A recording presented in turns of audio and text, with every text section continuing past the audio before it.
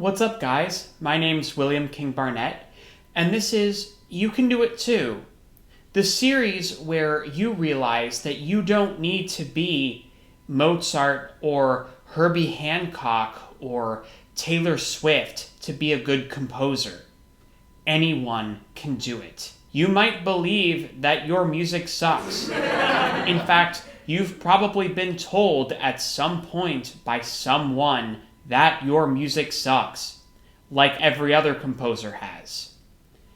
I'm here to assure you that no, your music does not suck. You simply need to improve your music production skills the same way I did. You might have a good composition, you might even have a great composition, but if you don't have good production skills, if you don't have a good mix, a good mastered track, your great piece might just suck. So today, we're going to be diving into the basic mixing tools, basic but essential, needed to bring your music to the next level, the level where it absolutely needs to be. You cannot neglect or take for granted these mixing tools. They will make such a difference. You will be amazed at what a difference they make. Starting with volume and panning. Volume might seem like a minor thing, but it will make a major difference in your overall mix and your composition at large. The last thing you want is volume inequality. You want a good balance of everything. You don't want anything too soft or too loud. Respect volume. Now let's dive into it. As you can see, you have two volume knobs. The left knob controls the individual tracks, individual instruments. As you can see, all of my instruments have different volumes, different volume settings. The right knob controls the volume for the whole piece, the master volume. Don't mess with the master volume settings, leave it as is at 0. Another way to raise the volume or lower the volume of different instruments is going into the instrument window. In Kontakt, the default volume is -6. When working within the Kontakt window, you probably want to keep the bass and the drums around their default. I would raise the piano to -0.5. If you're using winds, you might want to raise those. For me, I usually keep strings and brass at their default -6. And I'm not necessarily recommending you do this. This is not prescriptive. I'm just saying for me, I like keeping the strings and the brass at their default of -6, as I find they get very loud and it makes mixing easier and keeping a good volume easier. And it gives me less of a headache with volume adjustments and mixing. And I'm not necessarily recommending you do this, but that's just me. And this is a workflow for specifically Logic. Each DAW will have a different workflow and a different setup. So this is just for Logic if you use that. If you use anything else like Pro Tools or Cubase or Ableton, the rules are different. And I'm not familiar with those. Another option to tweak the volume of MIDI recordings only is velocity. If you double click on any MIDI recording, it'll take you to the piano roll and you can access the velocity tool. This affects both volume and dynamics. Like if you want to do something like marcato for horns, or something more mellow and pianissimo, or fortissimo, you want velocity. With velocity, you don't want to go above 110, and even that's pushing it, and you don't want to go below 50. If you want contrast, the 50-60 range actually is good if you're looking for something a little quieter, like a pianissimo or piano. The 70-80 range is like mezzo forte, mezzo piano-ish, and then forte, fortissimo is like the 100s range. You can also automate volume. You don't have to stay at the same volume. You can go to different volumes. You can make it really soft or really loud. But whatever you do not want to go above 0. If you go above 0, you run the risk of what's called clipping. What's clipping, you may ask? A very good question. As you can see, you have your audio levels here. Think of it as like the stoplight system. Green is great. Yellow is okay too. Red is bad. Red is a red flag. This is called clipping. It is bad for both your speakers and your ears. You do not want to run the risk of clipping. And this includes if you're doing heavy metal. Heavy metal has a messy habit of intentionally mixing tracks too loud.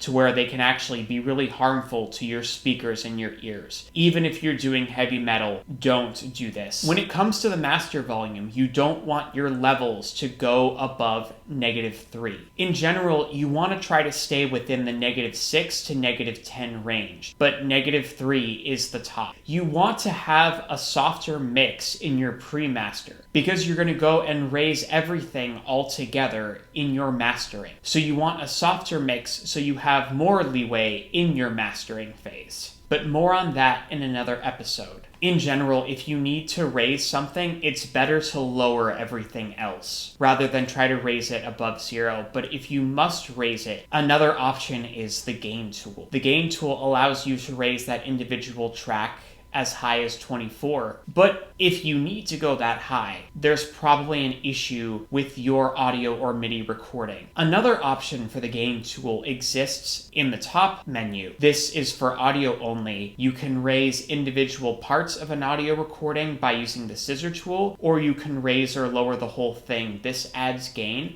However, I would not recommend doing it this way. I would recommend adding either volume automation or using the gain tool like we talked about. Another option is using the compressor tool. As you can see, they have different compressors for different instruments. However, I would not recommend using the compressor tool either. I would recommend using the gain tool or volume automation like we've been talking about. Recording volume is important too. You might need to check the recording volume on your computer. You don't want it to be too low, and you also don't want it to be too high. When you select an audio track in your DAW, like I've been saying, you want to have a softer mix, and you also want to record vocals at a little bit softer than you might think. You can always add gain later, but you can't fix a clipping recording. Now on to panning. And I don't mean this pan. Panning affects volume, which is why I've grouped them together in this episode. Think of this as their Uber Pool episode. What is panning, you may ask? That's a good question. Panning is the idea of creating a stereo sound. Like if you put on your headphones and you think about the left side or the right side, if you listen to your favorite song, you might hear different instruments pan to one side or the other, to the left or the right. Here's what panning looks like in Logic, and here's what it sounds like. Panning things hard left or hard right. The positive numbers are on the right. The negative numbers are on the left. Here's plus 10 and here's negative 10. Here's 20 and negative 20. Here's 35 and negative 35. And here's 5 and negative 5. Here's hard left, negative 64, and hard right, plus 63. Volume and panning go... William, my voice is still panned. Bring me back to the center, please. William? Well, this is humbling. Can't feel like the center of attention now. There we go. Thank you. As I was saying, volume and panning go hand in hand. It's harder to mix when everything's in the center, so you want to take full advantage of the stereophonic scope. We're not going to cover surround sound in this video, but that's a whole nother world of stereophonic sound. Have you ever heard old recordings from the 30s, 40s, 50s, like especially old jazz recordings, how everything is like right here and there's no volume? That's mono. We want things in stereo. If you listen to your favorite song, you might notice how certain instruments are panned over here or over here. That's stereophonic mixing. The 40s are over, guys. You don't want a track that sounds like this.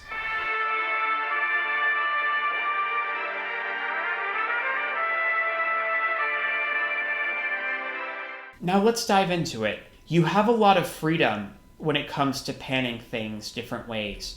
There's not a lot of set rules for where you should pan different instruments and different things. The one rule, however, is drums. Drum kits are always in the center, as well as lead vocals. You don't want your drums to be to the left or the right. The 60s are over too, guys. Have you ever listened to an old Beatles song and you hear the drums panned hard left or hard right? Or any 60s doo-wop hippie song? Don't do that.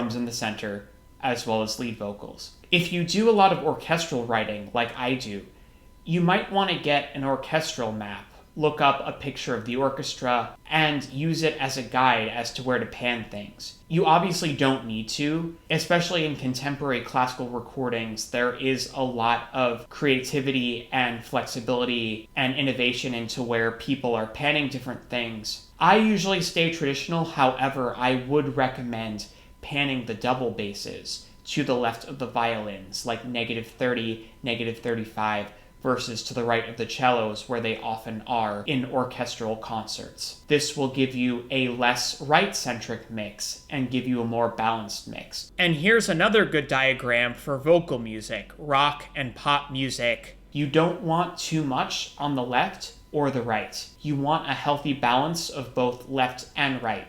Think of them as yin and yang. And as we know from politics, too much of the left or the right is a bad thing. The same way you can automate volume, you can also automate panning. You can go like alternate left and right, all creativity. Whoa, listen to my voice. I'm over here. Now I'm over here. Boom. In general, you don't want to pan things super hard left or hard right. William? Oh, there we go. Thank you. As I was saying, in general, you don't want to pan things super hard left or hard right. You don't want to go past, I would say, +35 or -35, 40 at the most on either side. The one exception would be if you're doing sound design or sound effects for a film or TV show, like if you have footsteps in the distance or a knock on the door.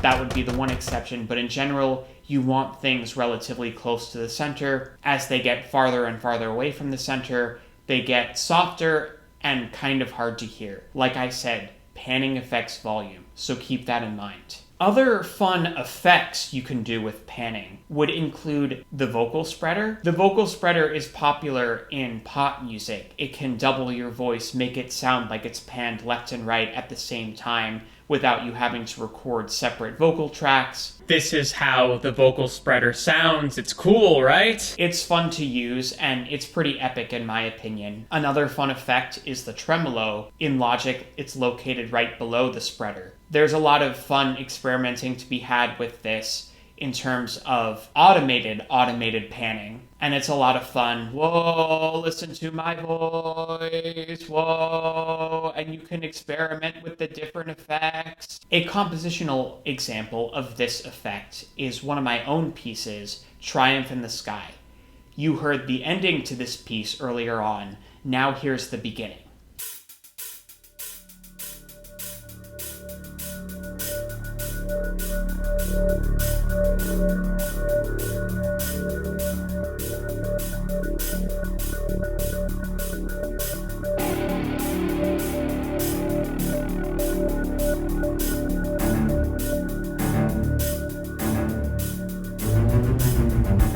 Etc., etc. So as you can see, what I've done with this is I've had a lot of fun with using the tremolo on the synth, but then also bringing it back to the center. With these basic but essential mixing tools, you will be amazed at how different and how much better your piece sounds. It will make a world of difference. The quality of your piece will go up, and also your confidence will go up. And you will realize further that you don't need to be a musical genius to write a good piece of music. Musical genius doesn't really exist. 95%. Anyone can compose, and you can do it too. Thanks for watching. If you like this video, please like and subscribe to my channel for more tips and insights into the vast, ever-growing world of music production, which is evolving every day. Like a musical instrument, stay tuned. Lots of love, y'all.